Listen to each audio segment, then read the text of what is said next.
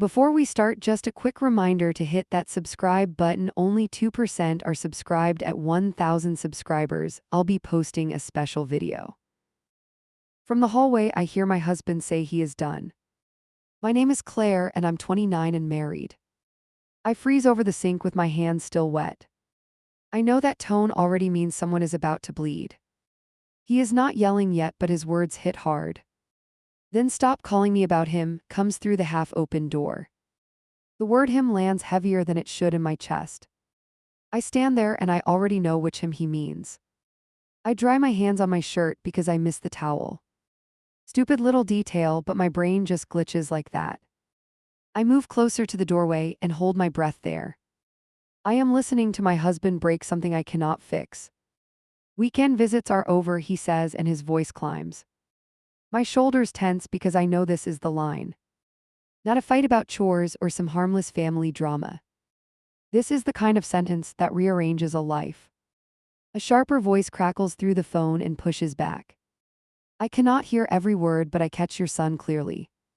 The phrase slices through the air and settles between us. I lean on the frame and pray the door does not creak.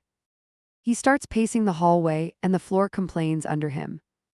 The phone is on speaker now because his hands shake slightly. He's better off without this circus spills out of his mouth. I feel my heart jump because I love that sentence too much. I know how awful that sounds while I rate this now. Back then it just felt like someone cutting a tightrope. No more surprise drop-offs, no more dramatic late-night messages.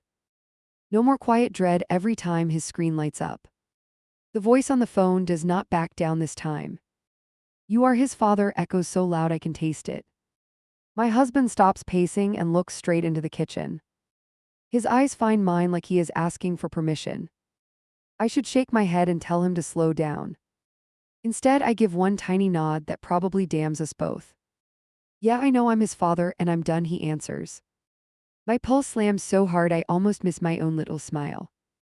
That smile is small and mean, and I hate remembering it. It flickers across my face before I can tame it down. Not joy exactly, more like relief disguised as something uglier. I finally see a door closing and I like the sound. On the phone, the other voice starts to crack and harden. "You are walking away from your child" comes out like a verdict. He flinches, but he does not change the words he already dropped. I stand there rooted because I know once spoken they stay. He drags a hand over his face and leans on the wall. "I can't keep doing half a life with him and with us," he says. The "us" hits me like a reward I do not deserve. I swallow the urge to tell him that I agree completely. "You think he will just stop asking for you?" the voice fires. That question hangs between us like smoke we cannot wave away. My husband looks at the floor and does not answer fast. I can feel he is waiting to see where I stand. I step fully into the hallway and close the distance slowly. My fingers brush his elbow just once, nothing dramatic or big. It is enough though, because his shoulders drop a little lower. "I need you to back me on this," he whispers. The phone is still live and I feel the risk there. One wrong word from me, and this explodes into something legal. I nod again and my throat feels tight and strangely excited. "He's not coming here anymore," I say loud enough to carry. Silence on the other end hits harder than all the shouting. Then a single sharp breath and a promise about lawyers follows. "You will not erase him like this," the voice finally snaps. My husband presses his lips together, and I watch him choose anyway. "Do what you want, I am out," he says and stares ahead. No trembling now, just flat control that scares me more than anger. He reaches for the screen like the phone burns in his hand. I know the second his thumb drops, everything shifts for good. "Mark," I say, and his name sounds strange coming out. He pauses with his thumb hovering like a coin mid-air. For a second, I think he will walk it back somehow.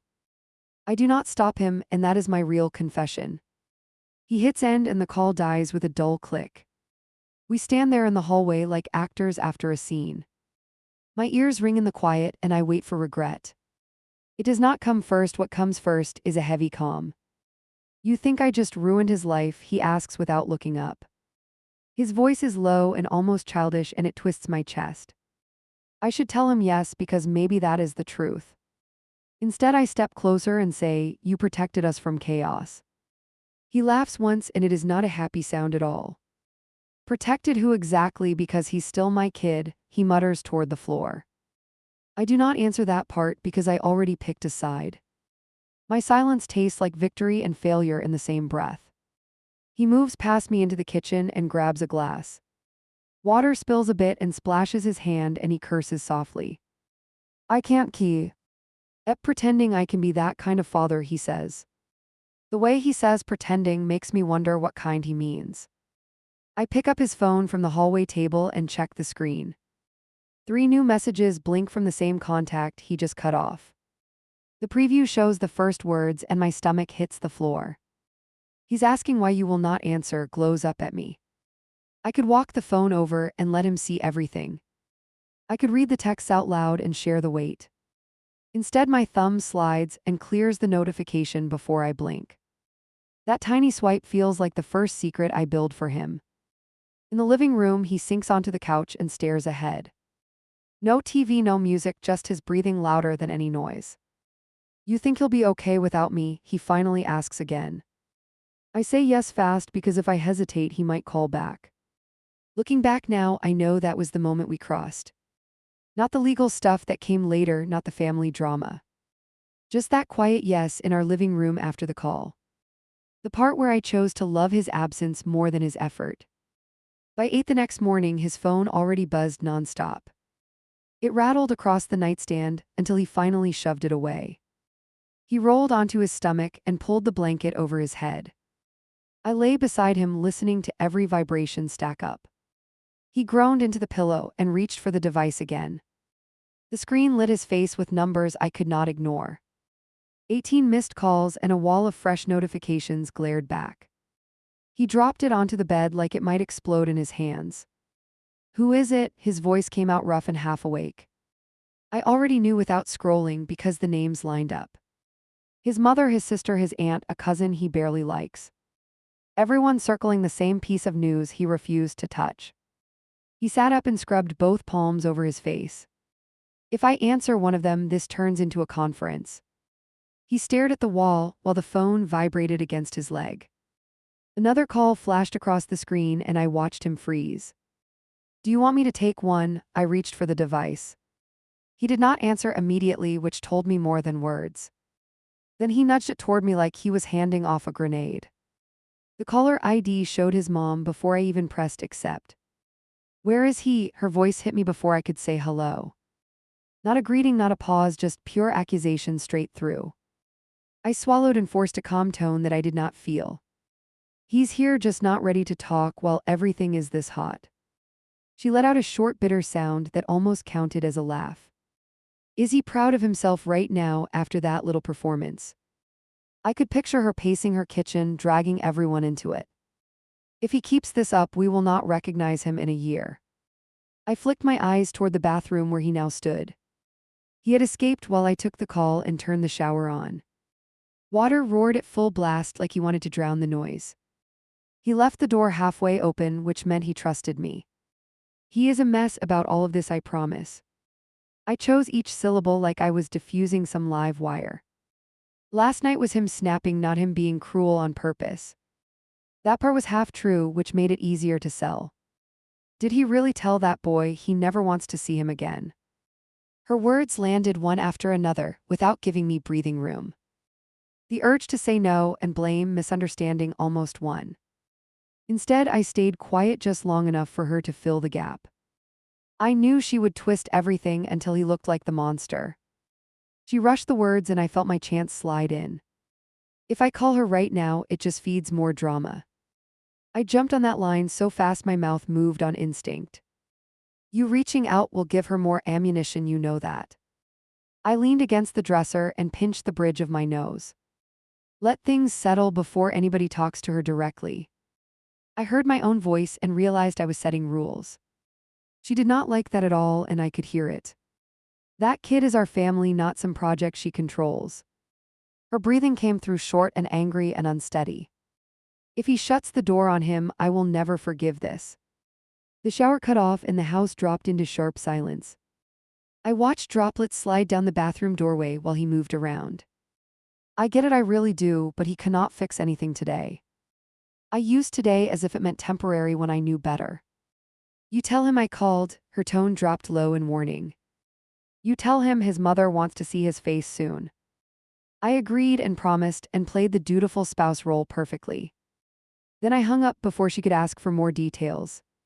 He stepped into the bedroom, rubbing a towel through his hair. Was that her? He looked exhausted already and the day barely started. Yeah, I kept the screen angled away because another alert popped up. She is worried, but she also understands you are overwhelmed, right? Now, that last part came out smoother than I expected, which scared me. His shoulders unlocked a little like someone loosened a tight strap. She is not screaming at me, he sounded surprised in a small way. For a second he almost reached for the phone, then stopped himself. Do I need to call her back? He stood there waiting for judgment. If he called her, they would drag that kid into every sentence. I pictured every guilt-soaked question waiting on the other end. Not yet, I heard myself answer way faster than any reflection. His sister's name flashed across the top of the screen next. This time it came with the little video chat icon pulsing. He swore under his breath and grabbed a shirt from the chair. If I see her face, she will break me in 30 seconds. Go make coffee, I moved my thumb to the accept button. I will talk to her and buy you some time. He hesitated like he might refuse that shield, then finally nodded once. The floor creaked as he walked away and left me holding it. My own reflection popped up before her camera connected fully. Then her image snapped into place, eyes already red-rimmed. Is he seriously hiding behind you right now? She leaned close to the screen. He turned off his phone after dropping a nuclear bomb on his child. I almost flinched at the word child because it cut through my armor. He is not hiding, he is falling apart in the kitchen. Again, another half-truth wrapped around a big convenient gap. If you unload on him right now, he will shut down more. She narrowed her gaze like she could see through my phrasing. Did he explain any plan beyond disappearing from that boy's life? The way she stressed that boy made it sound like an accusation. I stalled just long enough to make it seem like thoughtful concern. He needs space to think without being dragged into another argument. I watched Mark fill a mug in the background with slow movements. He does not know what a sustainable arrangement looks like yet. That word arrangement made everything sound bureaucratic, not brutal. So there is a plan to fix this, hope crept into her tone. She latched onto that one word like it meant everything. You promise me he is not just ghosting his own kid. My stomach tightened because I knew exactly what he was doing. I will not let him vanish and pretend nothing happened. I heard the pledge come out and felt something lock inside me. It sounded noble when really I meant something darker and smaller. I meant I would not let him vanish from my life. She wiped at her face with the back of her hand. Fine, but he needs to hear his nephew is devastated. Her voice shook on that word and it hit me sideways. I swear if he ignores this any longer, I will call him myself. The moment she ended the call, another notification slid down. This one came from the same name with a long text preview. I lowered the brightness and opened it before Mark could glance over.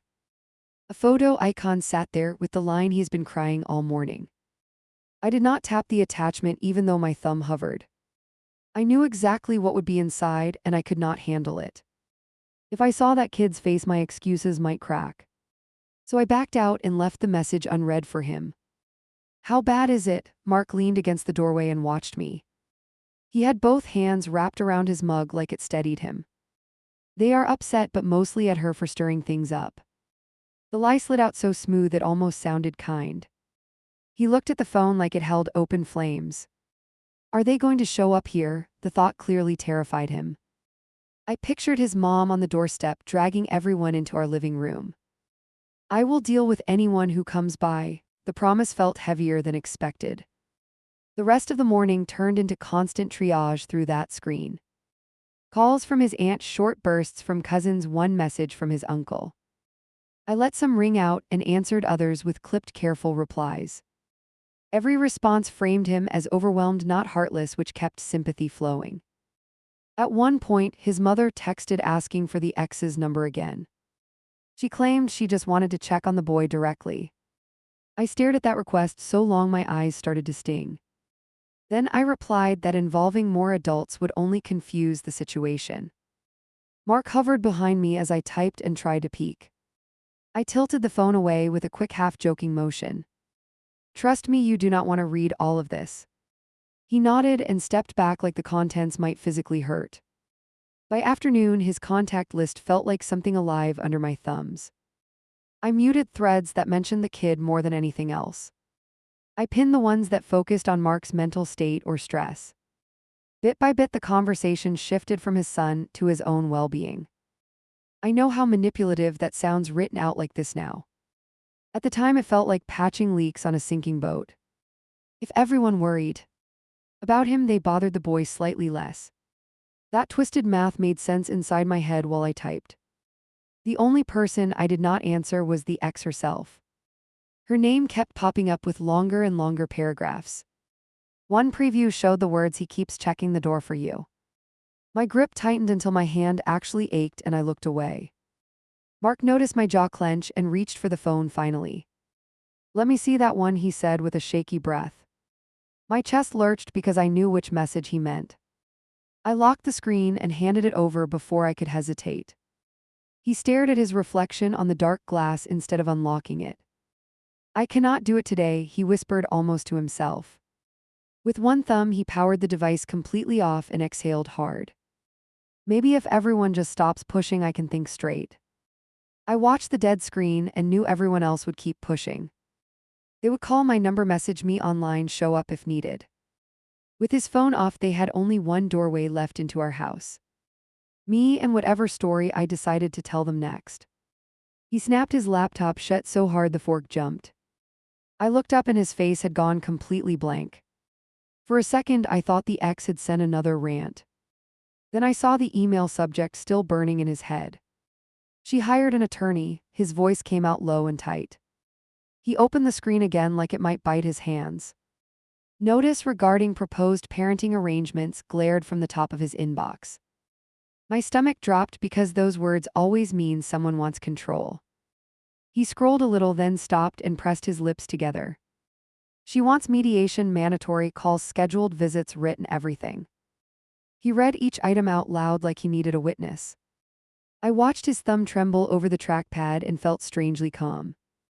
The message laid out dates, deadlines, a meeting address, and consequences.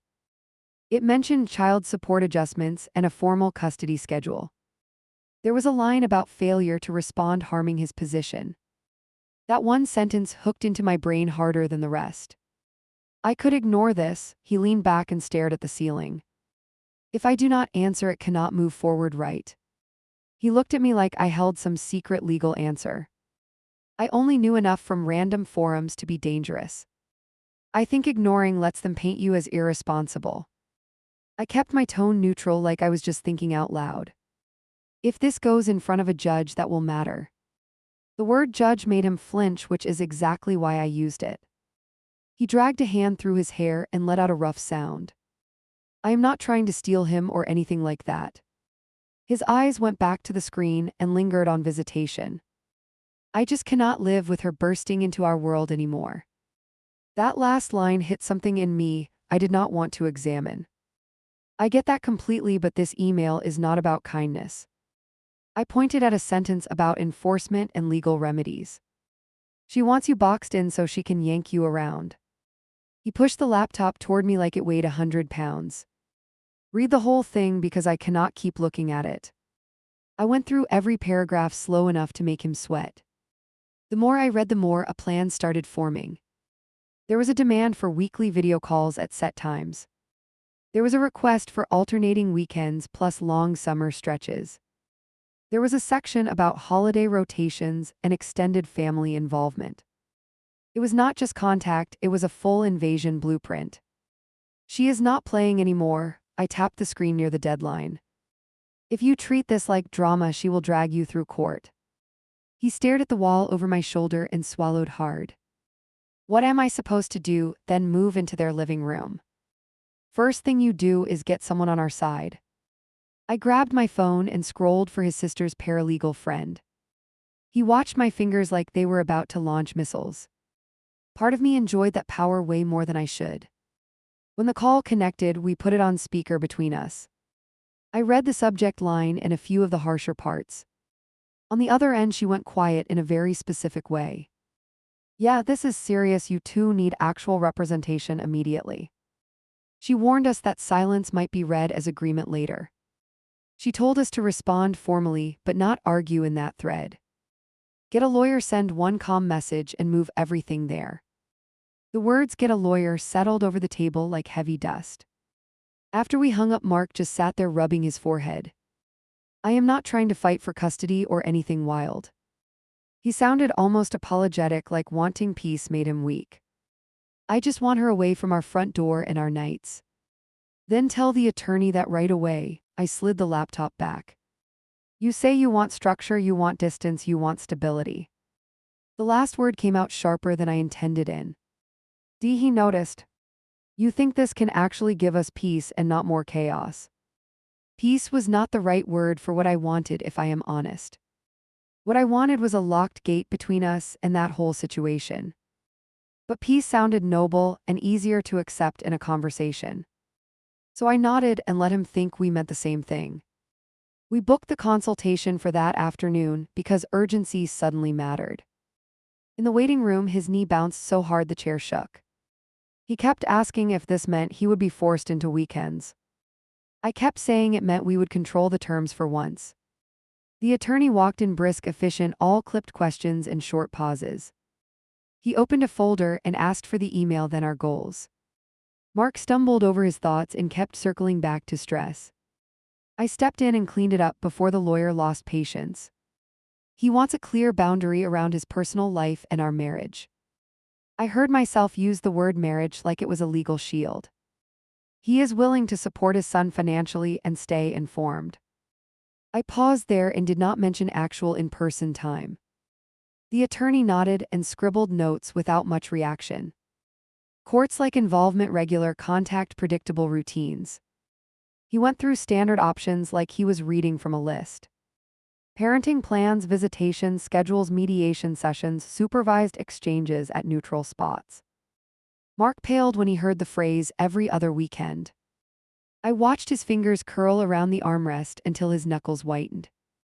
Is there any way to stop the constant last-minute calls? That was the part he seemed most desperate to kill. Everything can be routed through my office once I am retained. The lawyer tapped the printed email with one blunt gesture. From this moment on, direct communication ends unless I approve it. Those words landed inside me like a gift wrapped in legalese. I leaned forward before Mark could talk himself into guilt. "So we can state that all messages must go through you."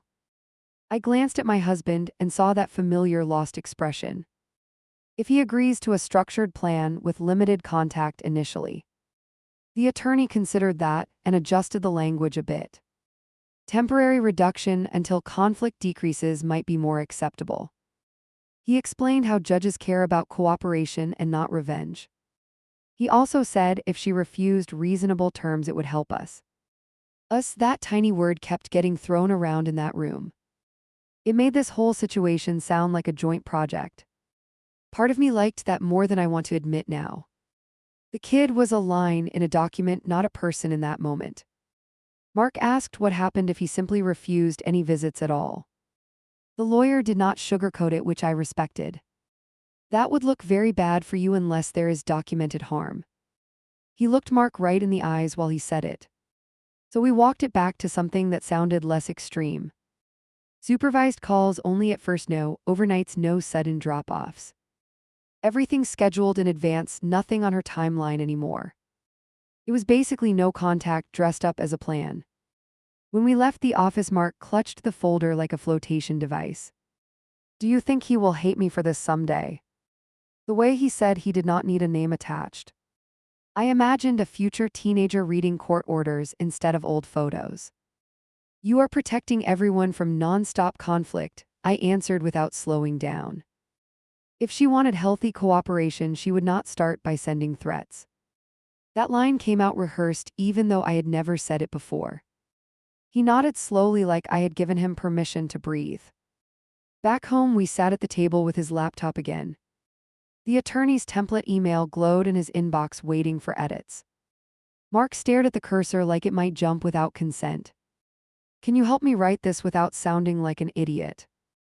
I pulled the keyboard closer and he did not protest. Dear her name, effective immediately, all communication must go through legal counsel. My fingers moved faster as the sentences formed in my head. He remains committed to financial support but cannot continue informal contact. The last line I added almost without thinking about it. Any future arrangements regarding parenting time will be addressed in mediation only. I read it out loud and watched his shoulders ease. Are you sure this is not too harsh? He looked genuinely unsure. It is clear, not cruel. I kept my voice even and steady. You are setting boundaries, not attacking her character. The more I talked, the more convinced I sounded. I was mostly convincing myself that is the truth. He took a breath and clicked send before he could lose nerve. I watched the little icon spin, then disappear into the outbox. For a second, everything felt suspended, like we had paused the world. Then a new notification pinged almost instantly from the same address. I opened the reply before he could reach for it. The first line shouted that he was abandoning his child. The second line promised to bring this in front of a judge. I stopped reading there and closed the window with a sharp tap. What did she say? His voice came from just behind my shoulder. That is the thing about screens, someone is always standing right there. She does not like the new rule, but she understands the message. I left out the part where she swore he would regret everything. The rest of the day passed in a strange quiet. No more direct texts from her, no more calls pounding his phone. Only a couple of formal messages from the attorney arranging paperwork. The silence felt cleaner, but also heavier, like air before a storm. Late that night, his email chimed on the counter again. A new message had popped up from an unknown number. The subject line was just his first name with nothing else. I stared at it far too long before moving a finger toward open. The voicemail starts with a sniff and my whole body goes rigid. Hi Dad, it is me, Tiny, careful, trying to sound brave. I am alone in the kitchen with Mark's phone in my hand. Before he says anything else, I drag my thumb over delete. The notification bubble vanishes like it never existed. My heart still hammers though, because I heard enough. He knew exactly which number to call, even with lawyers involved. I know this will not be the last time he tries. Another alert pops up almost immediately from the same contact. No voice this time, just a short text message blinking at me. Can you please answer? I promise I was good this week. My throat closes because that line hits somewhere very specific. I open the thread and scroll up without meaning to. There are other messages I did not show Mark before this. Long ones from his ex, short ones from the boy mixed together. I scroll back down and that new line waits at the bottom. I could leave it unread and walk away for now. Instead, I type out a single sentence and then erase it. Then I power the phone off and place it screen down. That should feel like neutral ground, but it really does not. When I first heard the kid's voice years ago, everything blurred. Not because I felt instant affection or anything noble like that. Because the first time he called my house, I was pregnant too. No one else knew yet except Mark and my doctor. That call came through while I was staring at a sonogram print. I remember Mark picking up and using his bright, cheerful tone. I remember the word buddy and the way my stomach clenched hard. I stayed silent in the hallway and pressed my hand over my mouth. Back then he was still doing the every other weekend routine. He thought if he stayed cheerful enough, everyone would forgive everything. I watched him juggle snacks and overnight bags and fake optimism. I also watched his ex glare at me from the driveway. Later that night, I confronted him in our bedroom without planning it. Just tell me straight, I blurted while he pulled off his shoes. Did you sleep with her while we were still together or not? He froze like I had yanked a cord he forgot existed. We were on a break. His voice got very soft very fast. You know that line that people use when they panic? He rubbed the back of his neck and would not look up. Things were messy and I made a stupid mistake and then her. He never finished that sentence because I started laughing. Not a fun laugh, a sharp, ugly thing I barely recognized. So the baby came from the stupid mistake during our break. I emphasized every word until his shoulders slumped under the weight. At my appointment the following week, the nurse asked about stress. I lied through my teeth and said everything at home felt fine. I watched the monitor while she checked for heartbeat. There was one then, and I clung to that like proof. Fast forward a little, and I was in the emergency room. Cramps hit so hard I thought I was being punished on purpose. Mark drove me there in total silence, white-knuckled on the wheel. He kept glancing over like he could fix anything by staring. The doctor used gentle phrases that did not change the reality. Products of conception, nature taking its course, try again later. I lay there listening and felt something hollow out inside. Mark stood near the bed and whispered that he was sorry. I did not cry in that room, which freaked him out. I waited until later, alone in our bathroom with the shower running. I slid down the wall onto the tile and finally broke. That was the first time I thought I might actually hate him. You know that feeling when grief and fury overlap so tightly? You cannot tell which one is pushing your decisions anymore. That is where I stayed for a long stretch after the loss. Smiling on the outside and rotting quietly behind my ribs. His son kept existing though: birthdays, school, events, random colds. Our baby never made it past a chart and some blood work. I did not say that out loud because it sounded deranged. Instead, I turned it into quiet jokes about bad timing. When Mark brought home drawings from his visits, he looked proud. He stuck them on the fridge and stepped back with this soft grin. I would study the crooked letters and feel my stomach twist again. My hands itched to tear them down, but I never did. The cheating timeline sat between us like a secret landmine. He only half owned it, and I never fully forgave it. Every time his ex texted, I saw that whole chain of events. I saw myself in that hospital bed while her pregnancy moved forward. So when the new voicemail hits now, I am not neutral. I am not some saint trying to guide a wounded father. I am a person who lost something while another house gained. That bias colors every choice I make, even when I pretend otherwise. The front door opens and Mark steps in, juggling grocery bags. I shove his phone into my pocket before he notices it on the table. Client meeting ran long, he mutters while dropping bags on the counter. I missed anything important, he asks while rummaging for a snack. Your mom called my phone again about Sunday lunch. I skip over the voicemail and the text without blinking. She wants to talk about the mediation schedule and holidays. That part is true, which makes the lie easier to swallow. He leans against the counter and watches me for a long beat. You would tell me if she let him call you, right? His eyes search my face like he already knows the answer. I hold his gaze and force my voice to stay steady. She is not allowed to drag him into adult drama anymore. I hear myself say that and almost choke on the hypocrisy. I would shut that down if she tried to involve me. Technically, I did shut it down, I just did it privately. He nods slowly, but I can see doubt working through him. I keep waiting for the part where I stop feeling like trash. He laughs once without humor and stares at his hands. It is like I broke 3 lives at once and cannot fix any. Something in me softens for a moment listening to that. Then I remember the message from his son that I erased. I also remember the tiny flicker of relief when I cleared it. Those two things sit together in my chest and do not cancel. Later that night when he falls asleep, I unlock his phone. I know his code by heart from years of watching him type it. I open the blocked numbers list and stare at the entries. His ex is there, but the kid's contact still sits untouched. I hesitate with my thumb over the little information icon.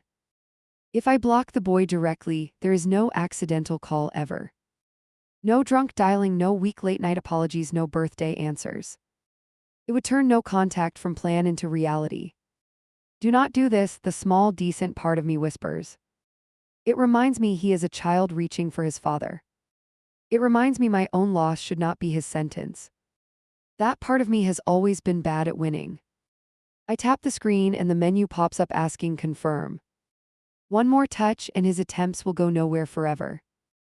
I picture a kid staring at a phone waiting for ringing. I also picture myself holding a baby that never arrived. I wish I could say I picked empathy in that moment. I wish I could say I stepped back and took a breath. Instead, I hit block and watched the contacts slide off the list. My heart pounded like I was committing a crime in daylight. The guilt does not knock me flat right away, though. For a few seconds, all I feel is quiet inside my head. No more surprise notifications, no more tiny recorded apologies. Just a solid wall where that door used to be. That wall lasts until the next day when my phone rings. Unknown number again, same area code as before. I almost let it go to voicemail like always. Then I swipe accept because curiosity wins this round. Is this Claire? A young voice asks after a shaky pause. He uses my name, not Mark, which stuns me for a second. Grandma said maybe you would help me talk to him. Every word lands heavy and careful like he practiced them beforehand. My mouth goes dry and I have to sit before answering. Where did you get this number? I ask in a harsh whisper. He explains that his grandmother let him borrow her phone. She is napping and does not know what he is doing. I just want him to know I did not do anything bad. He rushes the sentence like he thinks I might hang up. I follow the rules and I stop crying when they ask. I close my eyes because that line drills right into my loss. In that moment, I see two scenes at once in my head. Me on the hospital bed clutching at nothing. This kid on some couch somewhere checking a silent screen. Both of us waiting for something that will not arrive. I will tell him you called. The words leave my mouth automatically. He exhales with this tiny sound that makes my stomach turn. Thank you, he whispers, then adds, I miss him all the time. The call drops after that because I end it first. My hand shake. Ease when I set the phone on the table. I could walk into the living room and tell Mark everything. I could replay the exact sentences and watch his face crumble. I stand there instead, listening to the dishwasher hum and do nothing. A few minutes later, an email notification appears on my screen. New message to our joint address from a name I do not recognize. The subject line reads for Mark from his son, typed in all lowercase. My chest tightens as I hover over it with the cursor. I click open before I can talk myself out of it. The email fills the screen with shaky sentences and no capital letters. Hi, it is me from Grandma's phone. Can you show this to him? By the third line, my vision kind of tunnels and my jaw clenches. He explains he got our address from papers in his mom's drawer. He writes that he knows he is not supposed to look. He writes that he misses Mark and promises he is not causing problems. At the bottom there is one short line that knocks the air out. If you do not want him anymore, can you just tell me? Not him, me, he wrote me, not even Mark right there. I sit down because my knees feel strange and my hands go numb. For a second I hover over reply like I might actually answer. Then the front door rattles like someone is trying to break it. 3 hard knocks, not polite, not guessing, certain. My whole body jolts and the cursor jumps with my hand. I slam the laptop shut like a kid slamming a diary. Can you get that? Mark calls from the bedroom down the hall. His voice sounds relaxed, like he expects a delivery or something normal. My heart is pounding way too fast for anything normal. I stand up and wipe my palms on my jeans without thinking. Through the peephole, I see a teenager shifting on our porch. Hair too long, backpack hanging off one shoulder, eyes fixed on the door. I know who he is before my brain even finishes the thought. I jerk back from the peephole like it burned my face. The knocking starts again, quicker this time, more desperate. Claire, Mark calls out again, who is it? I swallow so hard it hurts and shout, 1 second. My voice cracks enough that I hear it echo in my head. The kid leans close to the door and calls out. Dad, I know you were there, I saw your car outside. His words slide under the door and crawl right up my spine. So much for pretending this is a wrong address or random visit. Mark steps into the hallway, pulling on a shirt mid-stride. He stops dead when he hears that word coming through the wood. Our eyes lock. I know exactly what he is thinking. I also know he has no idea how many messages I buried. Did you give him our address? He whispers with this stunned look. I shake my head too fast and it probably looks fake. He said he found something at her place, I whisper back. Mark stares at the door like it might explode if he touches it. Dad, please, the kid calls again, voice cracking on that second word. I walked a long way, and Grandma does not know I left. The guilt lands heavy and instant, but it still fights with another feeling. Underneath everything else, I feel a sharp, awful flash of annoyance. This was not supposed to get past the lawyer and the inbox. This was not supposed to show up in sneakers on my doorstep. Do we just let him stand there? I hiss under my breath. Mark drags a hand over his face and looks truly terrified. I cannot do this, he murmurs and takes a step back. He looks like he might actually run to the bedroom and hide. I feel something ugly slide into place inside me at that. Then I will handle it, I say and reach for the lock. The door swings open and the kid's eyes go wide. His gaze jumps from me to the hallway behind my shoulder. He looks older than in the photos I once saw on the fridge. Taller but still baby-faced enough that the whole thing feels worse. Hi, I manage, and my voice sounds way too bright. He glances past me again, then fixes on my face hard. Is he here? He asks and grips the strap of his bag. My stomach twists so fast I almost answer no on instinct. Mark clears his throat behind me and steps into view. The kid actually flinches like he did not expect success. Hey, Mark says, and his voice comes out raw and small. They just stare at each other for a few long, heavy beats. You blocked my number, the boy blurts before anyone can soften it. The accusation lands with zero warning and all sharp edges. I try to call so many times and it just stops. His hands shake a little now, and he shoves them into his pockets. Mark looks confused instead of guilty, which hits me like a slap. I did not block you, he says slow like he doubts his own memory. I turned off my phone a lot, but I did not block you.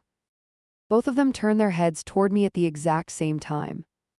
My pulse lurches because I can feel the spotlight without seeing it.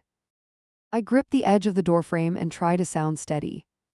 There were issues with contact while the court stuff started. I hear a week that sounds even as I say it out loud.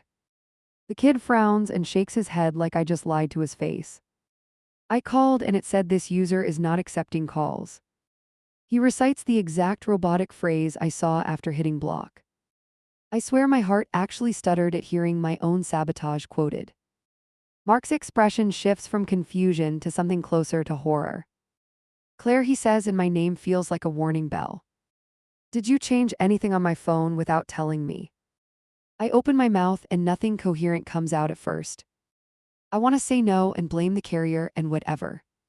But the kid is right there watching every twitch of my face. Your mother gave me his contact when this all started, I say slowly. I adjusted settings so you would not get ambushed while you were breaking down. That is the prettiest version of what I did, and we all know it. Mark takes a step toward me anyway, eyes sharp and searching. What settings, he asks, and his voice has dropped to that low register.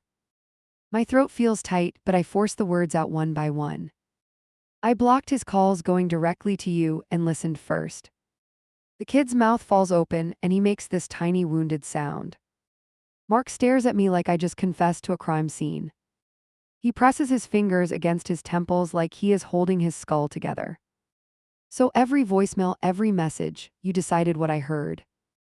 Each sentence gets quieter and that scares me more than yelling. I nod once because lying now would be worse than cowardly. The kid looks between us like a referee who never asked for the job. I only kept the ones that would send you spiraling. The defense sounds weak even to my own ears. You were barely functioning and she was using him to get at you. My chest burns and I hate that I still partly believe that. You promised you would tell him I called, the boy says suddenly. My head snaps toward him so fast my neck twinges. I remember his voice on my phone and the way I ended the call. My tongue feels heavy because there is nothing smart left to say. What are you talking about? Mark asks and his gaze swings back. The kid lifts his chin like he is forcing himself not to cry. I called her number from Grandma's phone one time. He points at me with his hand shaking again. I asked if you were mad at me and she said no. His voice wobbles on that one word and he swallows hard. She said she would let you know and you would call back later. He sucks in a breath that sounds more like a hiccup. Mark's face goes bloodless and he actually staggers a half step. You talked to him and did not tell me, he asks quietly. I have never seen that exact mix of betrayal on anyone. It makes my ribs feel too tight, like I cannot fill them properly. I did not want you dragged back into something you already left. The truth snaps out sharp before I can soften it.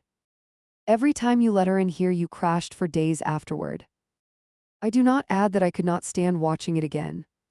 So you decided my relationship with my kid was above your pay grade. His laugh is short and wild and nothing like normal. You really thought that was your call to make alone. I open my mouth to fire back and then see the boy's face. He is standing on our porch hearing every jagged piece of this. His eyes dart between us like he cannot pick where to rest. Can we just talk somewhere that is not the doorway? I mutter. The air outside feels too exposed and I picture neighbors peeking. Mark steps aside and gestures him in with a stiff motion. The boy takes a cautious step through like he expects a trap. His backpack brushes the doorframe and he flinches at the noise. For some reason, that tiny reaction hits me harder than the yelling. We end up in the living room facing each other in a triangle. No one sits at first, which makes everything feel like an interrogation. Mark finally drops onto the couch with his elbows on his knees. The kid stays standing, clutching his strap like a shield. Why did you stop seeing me? He asks straight at Mark. No fluff, no warm-up, just that raw question hanging there. I can almost hear Mark's heart pounding from where I stand. He opens his mouth and closes it twice before any sound comes out. I thought the constant switching was hurting you, he manages eventually. He stares at the rug because he cannot bear the boy's eyes. I thought your mom and I fighting every week made you miserable. His voice cracks on that last word and he clears his throat. You thought ignoring me would feel better, the kid shoots back. His tone is not disrespectful, just stunned and bitter. I kept my bag ready every weekend anyway in case you changed. That detail hits me like a punch right under the ribs. Mark drags a hand down his face and looks at me again. This is what you protected me from, he says in a rough whisper. He gestures at his son standing there trying not to fall apart. His eyes are wet and angry and he does not wipe them. You also stopped him from hearing you care at all, I answer. The words leave my mouth before my brain approves them. Because yes, I filtered, but he was not exactly charging toward contact. He glares, but he cannot argue that part and we both know it. The kid cuts in again because he refuses to be background noise. I know you were mad at Mom, he says to Mark. I heard you on the phone sometimes when you thought I was asleep. He shrugs one shoulder and the movement looks way too old on him. But you always told me you would never quit on me. He stares straight at his father like he is memorizing his reaction.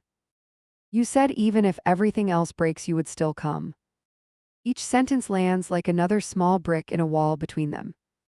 Mark's face crumples for half a second, then he forces it back. I meant that when I said it, he replies with a rasp.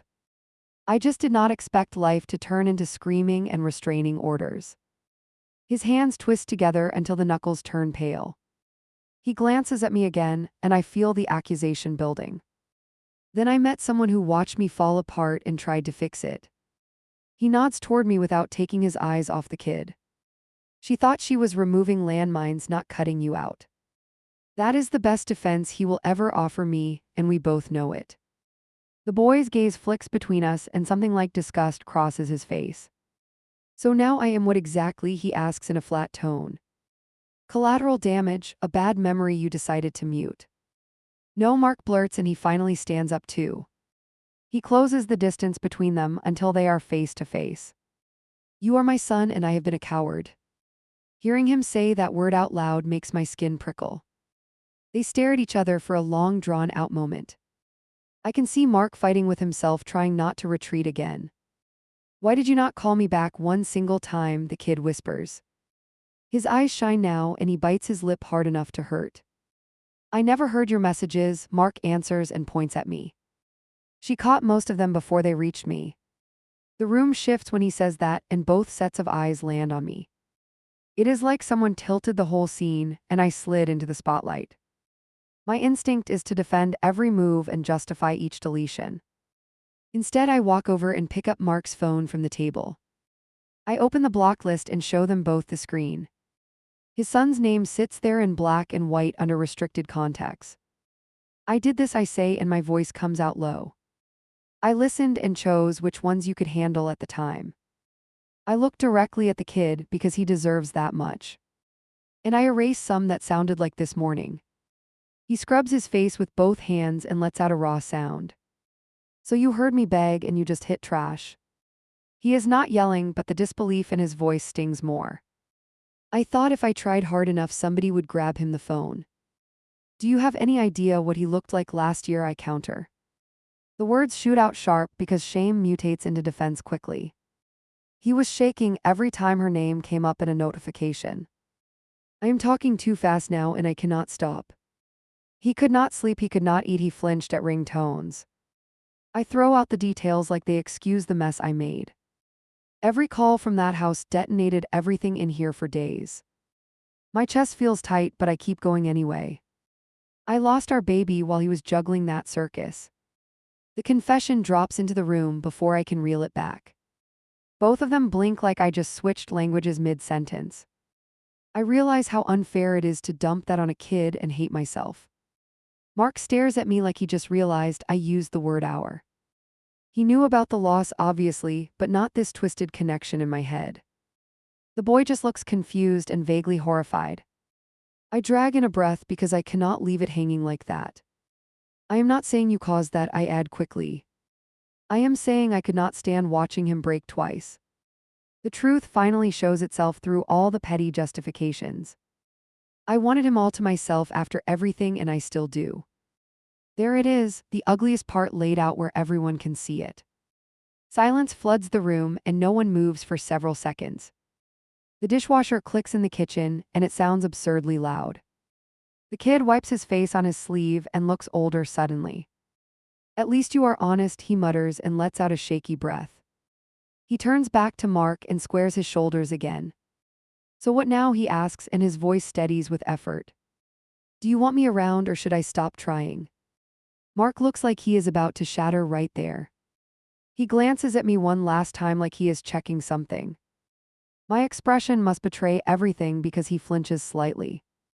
Then he focuses fully on his son and the rest of us vanish. I want you, he says, and the words sound painful. I just do not know how to do this without burning everything else.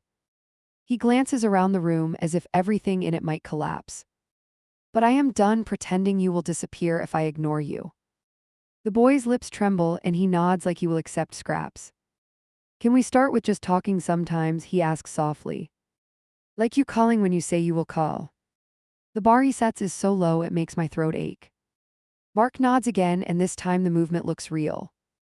I will unblock everything and give you my work number 2. He pulls his phone from my hand and starts tapping furiously. I watch him reverse each quiet choice I made over months. He shows the screen when he is done like he needs proof. No more filters, he says, and the sentence cuts straight through me. I will talk to my lawyer and figure out a regular schedule. The word regular feels like a threat and a promise both. The kid checks his watch and winces. I have to get back before Grandma freaks out. He slings his backpack over his shoulder with a practiced motion. None of us knows what goodbye should look like here. Mark steps forward and hesitates for half a heartbeat. Then he pulls him into a quick, awkward hug that surprises them both. The boy stiffens, then melts into it like he has been starving. I have to look away because watching it feels like staring at the sun. When the door closes behind him, the house goes eerily quiet. Mark stands with his hand still on the knob like he forgot to move. You lied to me about him for months, he finally says. His voice is calm but loaded, and that scares me more than rage. I spun what I thought you could handle, I answer because it is true. I twisted things because I wanted the drama gone and us untouched. I stare at the floor because I cannot handle his eyes right now. And I like that you were finally choosing our home over theirs. He lets out a long breath that almost sounds like defeat. You did not even give me the chance to fail on my own. He walks past me into the kitchen without brushing my arm. That tiny gap between us feels wider than the whole house. I follow him because I cannot stand distance on top of everything. Do you want me gone? I ask, and my voice comes out hoarse. He fills a glass and watches the water like it holds answers. I do not know what I want anymore, he replies without looking up. That sentence hits harder than any insult would have. I lean on the counter because my legs feel unreliable. If you decide I ruined everything, I will not argue, I say quietly. I know exactly what I did even if I pretended it was kindness. He shuts off the tap and finally turns to face me. You did not ruin everything alone, he says after a long pause. I made a kid with someone else and then tried to outrun it. He shrugs one shoulder in this broken way that makes me tired. We built this whole marriage on ignoring that part of my life. He steps closer but stops short of touching me. Today just made it impossible to pretend anymore. The word impossible lands between us like another piece of furniture. We do not resolve anything that night. There is no big speech, no dramatic promise, no sudden clarity. He sleeps on his side of the bed facing the wall. I lie awake staring at the ceiling and listening for his breathing. In the morning, he leaves early with a quick muttered goodbye. No kiss on the forehead, no stupid inside joke. Just the click of the door and his car pulling away. My chest feels hollow, but also weirdly light without the constant buzzing. That afternoon, I open a blank post window on my laptop. My fingers hover over the keyboard and then start moving fast. Title field first. My husband wants to completely ignore his child from another relationship, and I love that for him. I pour the story out because I need someone to witness it. I talk about phone logs and emails and the boy at my door. I describe what I did and how I justified every step. I do not mention the worst thoughts that still float through my head. Like how a small, vicious part of me still enjoys the idea of no weekends. No split holidays, no surprise knocks from anyone under 18. No reminders of hospital rooms or ultrasound screens or what I lost. That part of me is quiet, but it is not gone. As I type, I keep flipping between casting myself as villain or victim. Sometimes I sound like a protector who went way too far. Sometimes I sound like a jealous partner who sabotaged a relationship on purpose. The truth lives somewhere ugly in the middle, and I know that. By the time I finish the post, my hands ache. I read it back once and delete 2 paragraphs that sound like excuses. Then I hit submit and watch the spinning icon load. Strangers will judge me either way, and maybe I deserve that. Mark does not know I am putting this on the internet. His son definitely does not know he is a main character tonight. If they ever find it, I will have to answer R for every line. For now it is just me and a wall of anonymous usernames. People will ask why I did not pick compassion earlier. They will say I stole a father from a boy who kept trying. They will say they would have handled everything better in my place. Maybe they are right, and maybe they are lying to themselves. Here is the part I have not worked out yet. If someone handed me a reset button for this whole mess, I honestly do not know if I would press it. That scares me more than any knock on my door ever could.